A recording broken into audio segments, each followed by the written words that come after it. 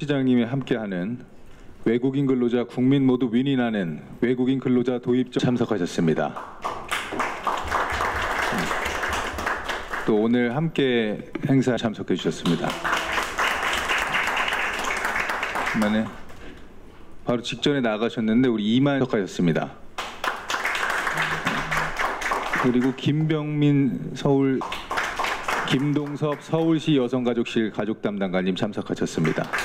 오늘 우리 필리핀 가사도우미 관련해서 한 우리 임금 문제와 해결책은 우리 토론회에 참석해 주신 여러분들 감사드립니다. 지난주에 제가 외국인 최저임금 구분 적용에 관한 토론회를 했습니다. 정말 많은 의원들께서 참석해 주시고 많은 관심을 가져주셨는데요. 그 외국인 최저임금 구분 적용에 가장 어떻게 보면 지금 우리한테 목전에 와 있는 주제가 바로 필리핀 가사 도우미에 관련된 문제라고 생각을 합니다. 이와 관련해서 오세훈 서울시장께서도 필리핀 가사 도우미를 가장 먼저 서울시에서 그 제도를 만들었고 또 이 임금 부분에 대해서 다시금 살펴보는 것이 좋겠다는 의견을 내주셨기 때문에 오늘 오세훈 시장님과 함께 우리가 이 문제에 대해서 좀 더 심도 있게 우리가 그 해결책을 마련해 보고자 오늘 이 토론회를 하게 되었습니다. 이 함께 해주신 우리 발제자 여러분들께 감사드리면서 이 외국인 최저임금 구분 적용 문제는 저는 굉장히 지금 저출산 고령화 시대에 아주 중요한 화두라고 생각을 합니다.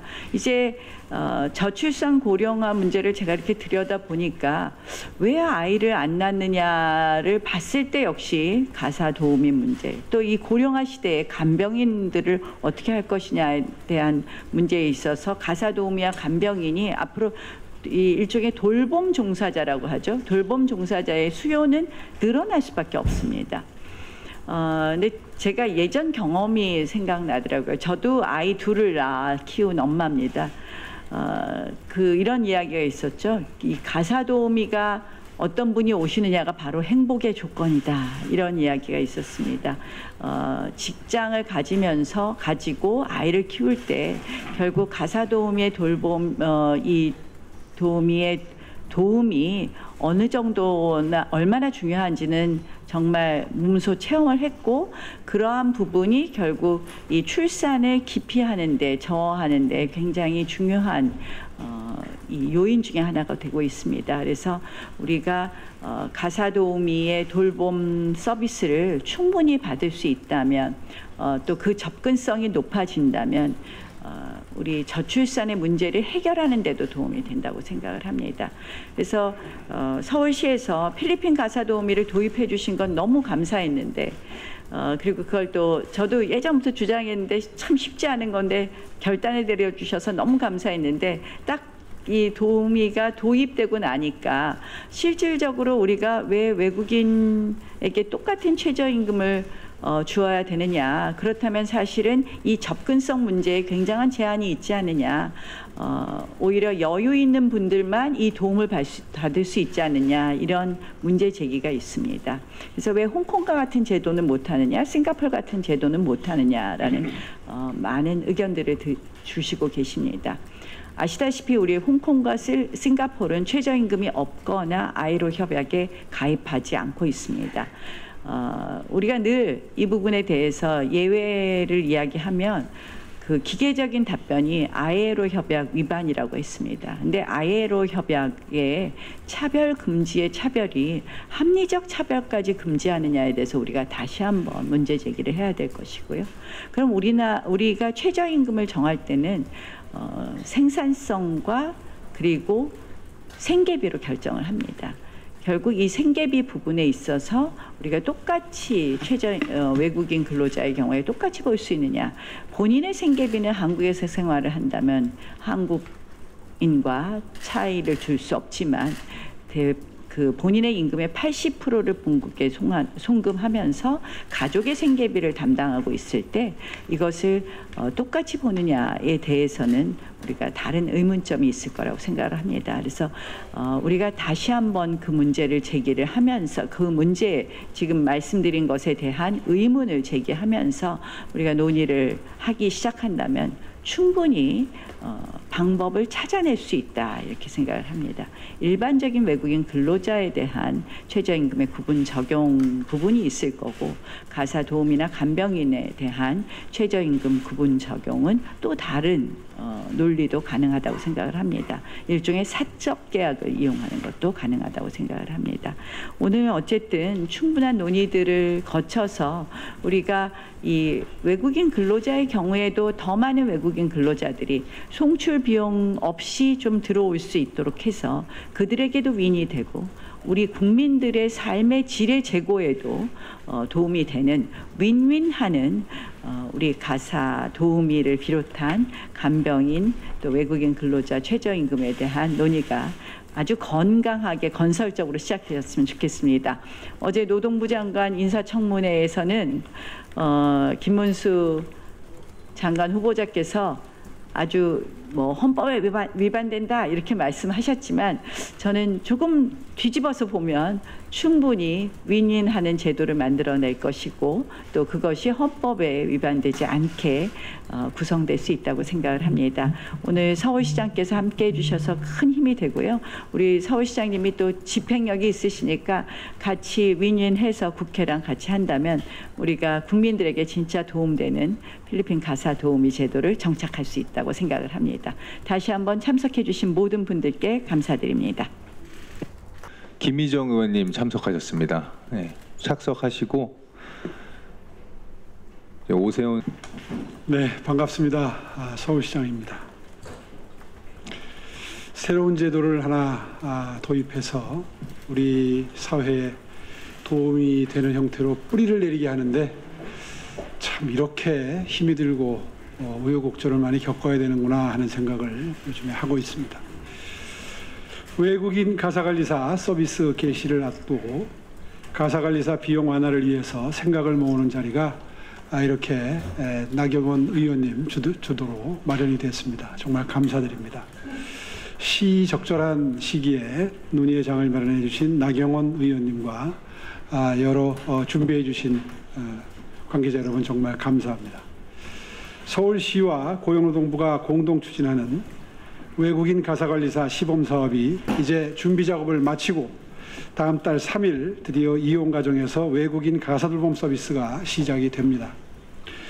2년 전에 저는 인구절벽의 위기에서 맞벌이 가정의 가사 부담을 덜고 특히 자녀 양육 때문에 일과 경력을 포기하는 문제를 최소화하고자 홍콩과 싱가포르에서 이미 효과가 입증된 외국인 육아 도우미 제도를 국내에 도입하는 방안을 제안한 바 있습니다. 당시에 국무회의에서 이 제안을 드릴 때만 해도 정말 파격적인 제안이었는데요. 이렇게 이제 실행을 목전에 두고 보니까 정말 큰 보람을 느낍니다. 가사도우미 인력난과 높은 비용 때문에 발을 동동 굴러야 했던 또 심한 경우에는 임신과 출산 결심마저 포기해야 했던 많은 분들을 위해서 그야말로 초토화된 광야에 한 그루 한 그루 묘목을 심는 심정으로 제안한 정책이었습니다. 그러나 서비스 개시를 일주일 앞둔 지금까지도 어렵게 도입한 제도가 반쪽짜리에 그칠 수 있다는 걱정과 우려가 여전히 이어지고 있습니다. 이번 외국인 가사관리사 시범사업은 ILO 협약, 근로기준법 등에 따라서 최저임금 적용이 불가피하기 때문에 시행 전부터 높은 비용 문제가 계속 제기되고 있습니다. 홍콩의 경우 외국인 가사관리사 비용이 월 최소 83만 원, 싱가포르는 48만 원에서 71만 원인데 이번 시범사업은 최저임금을 적용할 수밖에 없기 때문에 이용 과정에서 월 238만 원을 부담해야 하고 그 때문에 보통의 맞벌이 가정이 이용하기에는 상당히 부담스러운 비용이 드는 게 사실입니다. 합리적인 비용으로 양육자들의 선택의 폭을 넓혀드리겠다는 것이 당초에 제가 제도 도입을 제안한 취지였는데 지금과 같은 비용이라면 지속 가능하지 않다고 생각합니다. 외국인 가사관리사 제도가 이용 가정과 가사관리사 모두 윈윈하는 제도로 자리매김하기 위해서는 발상의 전환이 꼭 필요하다고 생각합니다. 한국은행이 3월 발표한 돌봄 서비스 인력난 및 비용 부담 완화 방안 보고서에 따르면 현재 돌봄 노동 수요가 빠르게 증가하는 반면에 노동 공급은 정체되어 있는 수급 불균형 상태입니다. 최악의 경우 2042년이 되면 돌봄 서비스의 노동 공급이 수요의 약 30% 수준에 그칠 수 있어서 이른바 대란이 우려가 됩니다.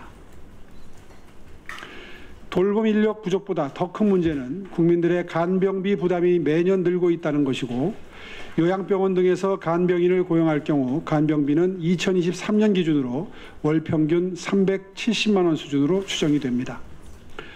위로는 노인 간병비, 아래로는 자녀 교육비 등 중장년층의 부담은 더욱 늘어나서 중산층 이하 가정의 어려움이 커지고 있고, 이대로 가면 돌봄 대란은 조만간 닥칠 정해진 미래입니다. 초저출산, 초고령 사회가 엄습한 상황에서 외국인 돌봄 인력 도입은 우리에게 절체절명의 과제가 되고 있습니다. 외국인 돌봄 인력 임금 문제가 필리핀 가사관리사로 촉발됐지만 향후 국민 대다수가 직면할 돌봄 부담 문제를 해결하기 위해서 이제는 필수적인 정책 과제로 인식돼야 하고, 근본적으로 외국인 돌봄 인력에 대한 사회 전반의 심도 있는 논의와 체계적인 제도 마련에 나서야 할 때입니다. 고비용 문제를 해결하지 못하면 해외 돌봄 인력 도입해봐야 중산층 이하 가정에서는 그림의 떡이라고 할 수 있겠습니다. 외국인 가사관리사의 경우에 저출산 원인 중 비용의 문제를 해결하기 위해 도입된 것인데 지금의 취지가 전혀 반영되지 못하기 때문입니다.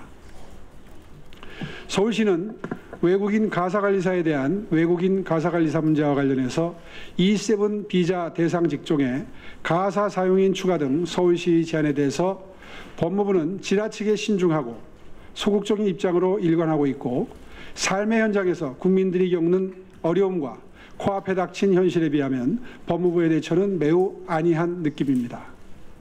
국민들이 필요한 정책을 최우선으로 하고 그에 따른 문제를 보완하고 해결해야 하는 것이 국가가 해야 할 일입니다.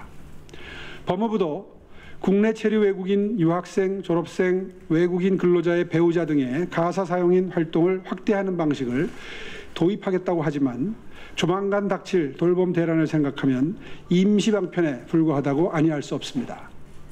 사용자와 민간기업 관리를 강화하고 불법 체류 등 현장 대책을 철저히 마련하는 것이 바로 법무부가 해야 할 일입니다. 정부가 앉아서 부작용 타령만 할 게 아니라 문제 해결에 함께 지혜를 모으기 위해서 적극 나서야 한다는 점을 강조해서 말씀드리고 싶습니다. 따라서 외국인 돌봄 인력 도입을 단순히 법무부의 외국인 비자 허가나 고용부의 노동정책 문제로 각각 접근할 것이 아니라 국가적 미래 아젠다로 정하고 수요자의 목소리와 현장의 생생한 목소리를 반영하기 위한 국회와 지자체, 관계부처가 함께 참여하는 협의체를 구성하고 종합적인 논의와 대응책을 마련할 것을 제안합니다. 외국인 돌봄 인력의 효율적인 도입을 위해서 서울시도 할 수 있는 최대한의 협조를 다해 나아갈 것입니다. 감사합니다. 부산 연제구 출신의 김희정 의원님 축사 말씀 간단히 청해 듣도록 하겠습니다. 현실적으로 제가 많은 일가정 양립하는 여성들을 만나서 지금 현재 벌어들이는 돈보다 나가는 돈이 많더라도 그만두지 말자, 이 시기를 넘겨야 된다라고 얘기를 하면 처음에는 가사 관리나 돌봄 비용이 너무 많이 나가더라도 정말 먼 미래에 본인의 어떤 성취나 일가정 양립을 지속하기 위한 것 때문에 좀 버텨주던 친구들도 결국은 여러 가지 부담 때문에 그만두는 것을 목도를 했습니다. 그런 의미에서 이렇게 가사관리사의 임금 문제에 대해서 국회와 시장님이 함께 힘을 합친 것은 굉장히 뜻깊게 생각을 합니다. 더 이상 무슨 여러 가지 국제 협약이나 이런 거에 현실과 맞지 않는 거를 가지고 이렇게 이렇게 지고지순한 얘기 이런 것들이 아니라 정말로 그런 부분과 우리 삶의 문제를 맞추는 것이 의원과 또 시장님이 해야 될 일이지 않나 생각하고, 저도 지금은 소속 상임위가 이제 해당 상임위는 아닙니다만 이번에 여성 의원들이 또 많이 들어왔고 일가정 양립 현장에서 분투했던 경험이 있는 분들과 함께 그 오늘 정책이 빛을 발휘할 수 있도록 힘을 보태도록 하겠습니다. 와 해결책에 대한 토론회 주최를 진심으로 축하드립니다. 경험을 해보면 압니다. 저도 부산에서 나이 드신 부모님, 아프신 부모님 모시고 있을 때 중산층에서는 도저히 비용 감당이 어려운 상황이다 하는 것을 느껴봤고요. 특히 그 어린이를 양육해야 되는 맞벌이 부부 같은 경우는 정말로 이 문제가 우리나라의 저출산의 해결과도 직결된 문제가 아닌가 하는 생각을 해봤습니다. 오늘 이 토론을 시작으로 앞으로 우리가 이 당면한 문제에 대해서 함께 머리를 맞대고 해결책을 찾아가는 그런 기회가 되기를 기대를 합니다. 부산 중도영도 조승환 의원님 인사 말씀 간단히 듣겠습니다. 예, 의원님, 우리 인구가 많아져야 되고 또 우리 한국인들이 더 많아져야 되는 그런 윈윈을 할 수, 출산 증가의 문제까지 같이 이어질 수 있는 정말 윈윈할 수 있는 그런 계기가 되었으면 좋겠다라는 말씀드리고 정말 이라고 합니다.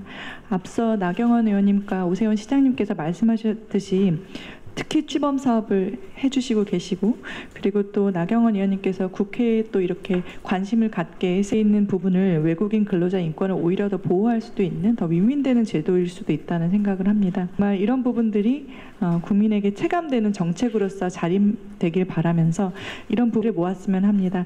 존경하는 나경원 의원님과 서울시장님 계셔서 정말 든든하고 어저께 우리 김문수 고용노동부 장관 후보자께서 청문회 때 뭐 다른 언급을 하신 거는 다 뭐 이해할 수 있는데 헌법상의 평등권에 위반이 된다라는 언급을 하신 걸로 보도된 걸 봤습니다.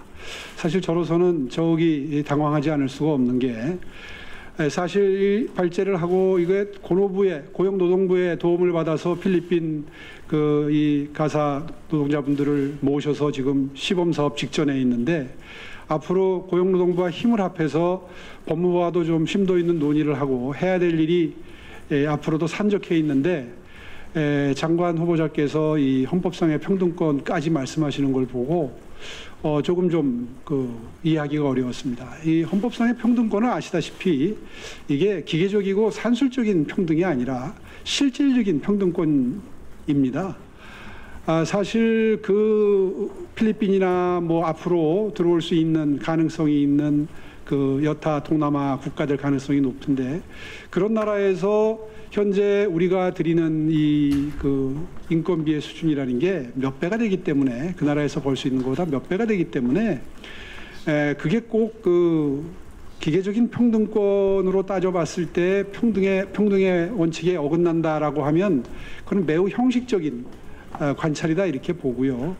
그 점에 대해서는 앞으로 장관이 되시면 좀 깊이 있게 의논을 해서 함께 법무부도 설득하고 협의를 해나갈 생각입니다.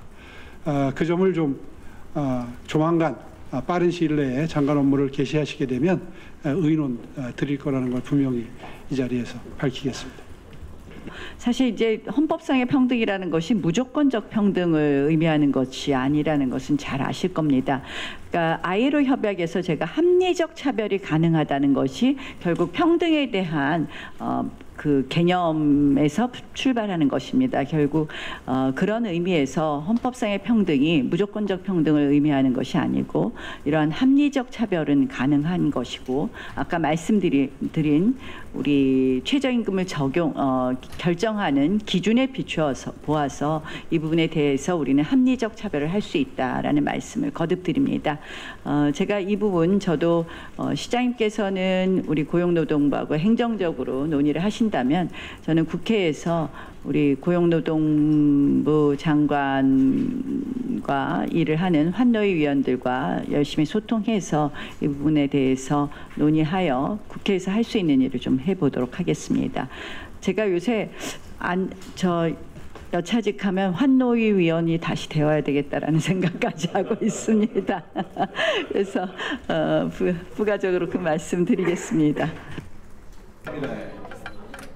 토론 발제자분들 같이 해주시고요. 그러면 하나, 둘, 셋. 하나, 둘, 셋.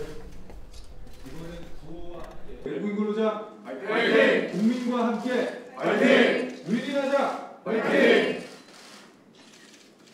다시 한번 화이팅 하겠습니다. 나경원 화이팅! 오세요 화이팅! 김기현 화이팅! 최고랍니다.